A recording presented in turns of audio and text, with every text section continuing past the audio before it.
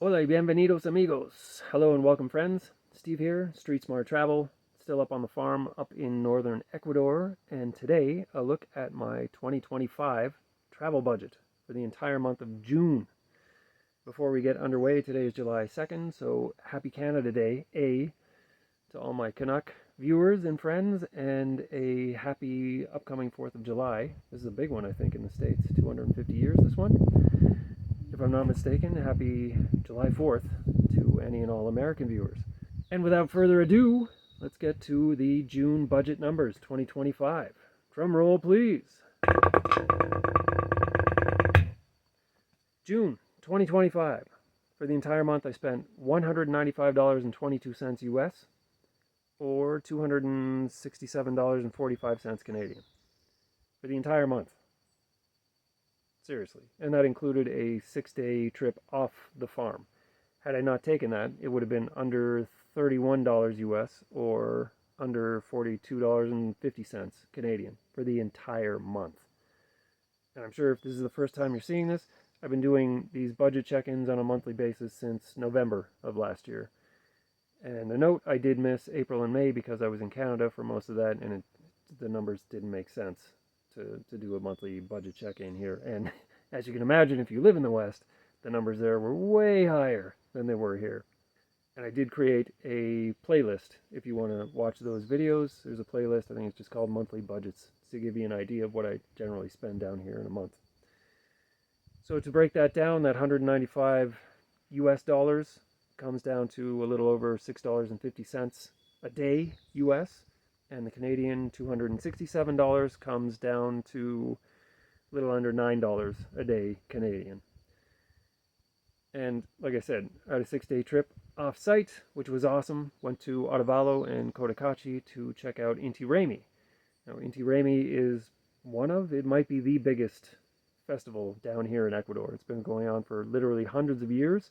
This is the 3rd year that I went to see it. I posted 2 shorts on the channel and another longer video, I think about 4 minutes, where I overdubbed some context just to talk about the festival. It's the Festival of the Sun, the cultural significance, things of that nature. So if you haven't seen those videos, definitely check them out. Those 6 days with everything included. So transportation, which is buses and taxis, hotel, food, a chiropractic visit with Dr. Torture is my favorite chiropractor on earth. He's in Otavalo, so $30 for that. But literally every penny that I spent from the time I left the farm until the time I got back was a little over 164 US, or 225 Canadian for a 6-day trip, right? Insane.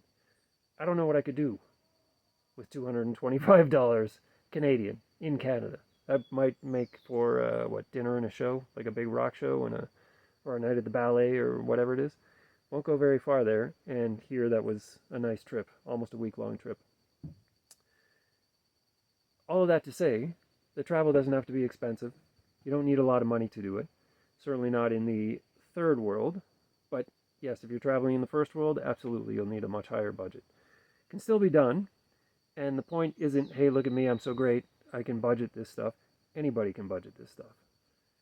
And if you're not traveling, I would still highly recommend that you adopt the financial discipline, the habit of tracking your expenses on a daily basis. I use a very simple Excel spreadsheet. It's got a column for the date, a column for the items, and a column for the dollar amount. And then on a weekly basis, I tally it up, see where I'm at, and a monthly basis. And then I revisit from month to month. Usually check in on a quarterly basis, so every 3 months, take a look, what have I spent so far, and on a 6-month basis. We just passed the 6-month milestone for 2025, and I crunched those numbers too. And again, you don't need to be traveling, you can do this regardless, but just to get the awareness of where you're spending money and how much money you're spending. This is what I've spent from January 1st to July 1st, 2025. It's 181 days.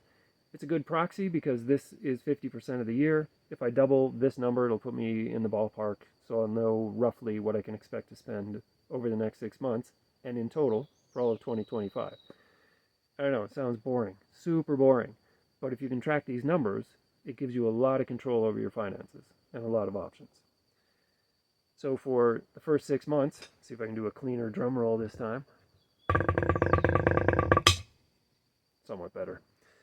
First 6 months of 2025, 1,124 US dollars or 1,575 Canadian dollars. For 6 months, I couldn't do anything for under $1,600 in a month in Canada, let alone 6 months. And if I break that down, that 1124 US comes out to $187.29 per month, or $6.21 a day. And the Canadian 1,575 Canadian dollars comes down to $262.49 a month, or $8.70 a day Canadian. And again, crazy cheap. I'm not going to say you could be traveling in the first world on this, like Western Europe, North America, Australia, New Zealand, like not going to happen. But Central, South America, Southeast Asia, Eastern Europe, parts of Africa, maybe some other parts I'm missing. If I am missing, drop me a comment, let me know where else it's super cheap to travel. The point being, if I can get by half a year on less than 1,600 Canadian dollars, I can do that literally indefinitely. And so can you. It's not that hard. And if travel isn't your thing, definitely, it's one of the best habits I think that I've adopted in my entire life. And I adopted it decades ago. Track your monthly expenses and revisit them and tweak them. It's your budget. Do whatever you want with it. But if you can cut back or cut out certain expenses, you can take that money and put it towards things that you would actually enjoy doing in your life. Create a budget.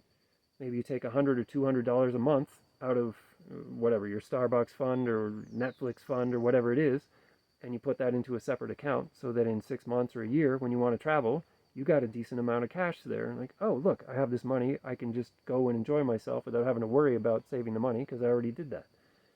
Or you use it for investments or for entertainment or for a down payment on a house or a car or for education or whatever it is. Getting control of your finances and becoming aware of them is super important. So I don't want to turn this into an economic lecture. Probably too late for that. But point being, if you can develop the discipline to be aware of your finances and track them on a daily, weekly, monthly, quarterly, semi-annual basis, you'll have a much better chance of getting control of your finances and being able to budget in a realistic fashion for things that you want to do. And if I didn't have that discipline, I would not be able to travel the way that I do. It's worked really well for me. I wanted to pass that along. Hopefully it can work really well for you. Please drop a like. Any comments or questions, please let me know. And please pass this along to anybody that you think might benefit from this content. Again, I put together a playlist on the channel of all the monthly budgets I've done so far, and I will keep checking in on a monthly basis. Part of what I want to do later this year is go to Colombia for about 3 months. So I'm also budgeting towards that. That will cost obviously a little more than it does down here because I'll be moving around a lot. But I'll have a good idea of what I need in terms of money to be able to travel up there for the 3 months. And beyond that, for 2026, I have a plan to travel through Uruguay, Paraguay, Bolivia, and Peru. Ideally a month in each country. Maybe a little more, maybe a little less. Hope that's been helpful. Please do share the video. Thanks for stopping by. Drop me any comments or questions. Happy to answer anything and help you out if you want to be doing something similar to what I'm doing. Happy trails. See you out on the road.